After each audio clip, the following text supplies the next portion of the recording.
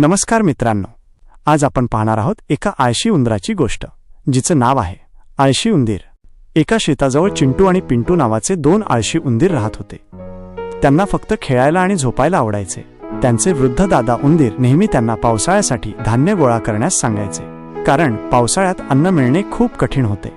पण चिंटू आणि पिंटू प्रत्येक वेळी अजून खूप वेळ आहे, नंतर करू असे बोलून काम टाळायचे. त्यामुळे दादा उंदीर मात्र न थकता एकटेच अन्न गोळा करत राहिले आणि त्यांनी भरपूर साठा जमा केला. काही दिवसांनी मुसळधार पाऊस सुरू झाला आणि चिंटू पिंटू बिळात अडकून पडले. त्यांचे अन्न लवकरच संपले आणि त्यांना खूप भूक लागली. रडत रडत ते दादा उंदरांकडे गेले. दादांनी त्यांना त्यांच्या आळसाच्या चुकीची जाणीव करून दिली, पण मोठ्या मनाने त्यांना आपल्या साठ्यातील अन्न दिले. त्या दिवसापासून चिंटू आणि पिंटू यांनी वेळेवर काम करण्याची, तसेच सर्वांसोबत मिळून काम करण्याची शपथ घेतली. त्यांनी शिकले की आळस सोडणे आणि वेळेचे नियोजन करणे किती महत्त्वाचे आहे. व्हिडिओ आवडल्यास व्हिडिओला लाईक करा आणि चॅनलला सबस्क्राईब करा.